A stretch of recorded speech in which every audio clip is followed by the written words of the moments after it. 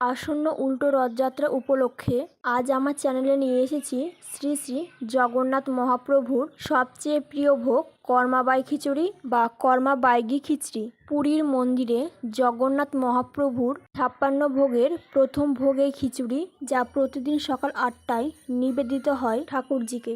জগন্নাথ দেবের পরম ভক্ত কর্মাবাই সন্তান স্নেহে মহাপ্রভুর জন্য অনাড়ম্বরভাবে তৈরি করতেন এই খিচুড়ি। শোনা যায় একদিন সে খিচুড়ি না পেয়ে জগন্নাথ দেব নাকি অঝরে কেঁদেছিলেন।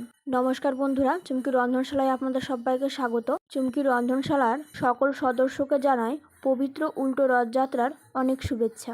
তাহলে চলুন শুরু করে দিই আজকের রেসিপি।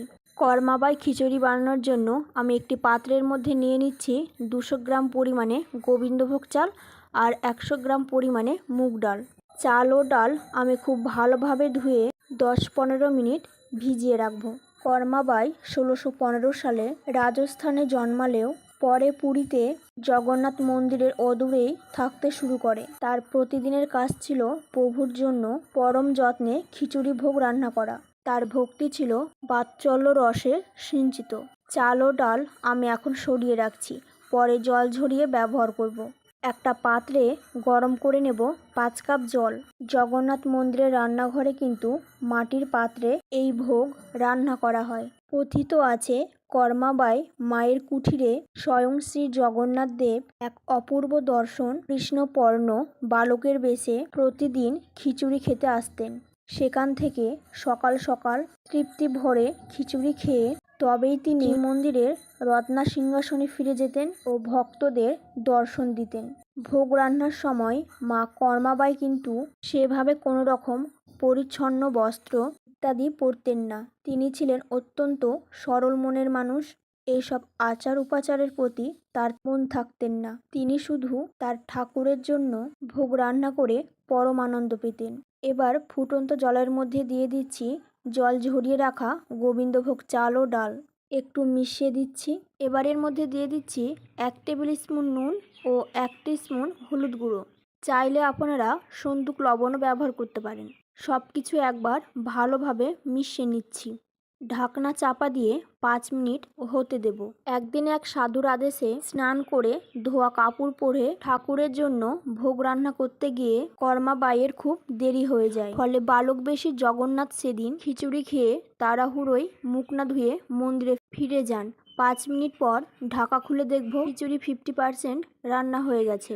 এবার এতে একে একে দিয়ে দেব 1 টেবিল স্পুন গ্রেট করা আদা, 1/2 টিস্পুন জিরে গুঁড়ো, 1/2 টিস্পুন ধনে গুঁড়ো, তেজপাতা এবং মশলাগুলো একটু নেড়ে চেড়ে দেবো। আবারও ঢাকা চাপা দিয়ে হতে দেব 5 মিনিট। শোনা যায় মুখে খিচুড়ি লেগে থাকার কারণ হিসেবে কর্মাবাইয়ের পরিচ্ছন্নতা বজায় রেখে ভোগ রান্নার বিষয়টি মন্দিরের পুরোহিতকে স্বপ্নে জগন্নাথদেব জানিয়েছিলেন।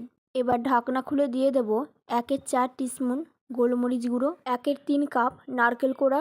জগন্নাথ মহাপ্রভুর রান্নায় কিন্তু কাঁচা লঙ্কা বা শুকনো লঙ্কার বদলে গোলমরিচ ব্যবহার হয়, আর নারকেল কোড়া না হলে কিন্তু কর্মাবাই খিচুড়ি কিন্তু একেবারে অসম্পূর্ণ। পরবর্তীকালে কর্মাবাই কিন্তু পুরোহিতের অনুরোধে জগন্নাথ শ্রীমন্দিরের রান্নাঘরে প্রতিদিন নিজের হাতে প্রভুর জন্য খিচুড়ি রান্না করতেন সে আগের মতো। একদিন স্বপ্নে পুরোহিত দেখেন প্রভুর 2 চোখ দিয়ে অঝরে অশ্রু ঝরছেন।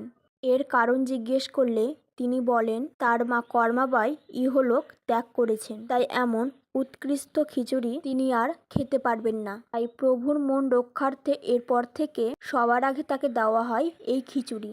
সবার শেষে এর মধ্যে দিয়ে দিচ্ছি 1/4 টিস্পুন হিং ও 1 টেবিল স্পুন ঘি।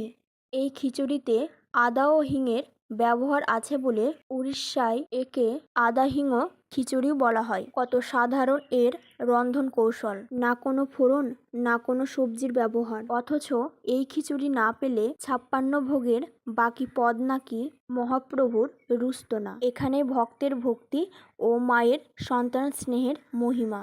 এবার গ্যাস বন্ধ করে দিয়ে গ্যাসের ওপরে 10-15 মিনিট স্ট্যান্ডিং টাইমে রেখে দেব।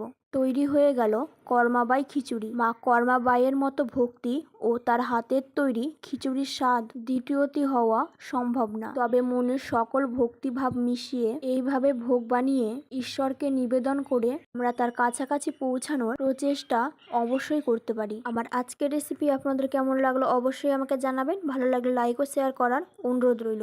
আমার চ্যানেলে নতুন বন্ধু হয়ে থাকলে চ্যানেলটি সাবস্ক্রাইব করে নেওয়ার অনুরোধ রইল। পাশে থাকা বেল আইকনটা অবশ্যই প্রেস করে দেবেন, কারণ আমি চ্যানেলে যখনই কোনো নতুন রেসিপি শেয়ার করবো নোটিফিকেশন আপনাদের কাছে পৌঁছে যাবে। আজকের মতো এই পর্যন্ত, আবারও হাজির হয়ে যাব নতুন কোনো রেসিপি নিয়ে। ভালো থাকবেন, সুস্থ থাকবেন, ধন্যবাদ।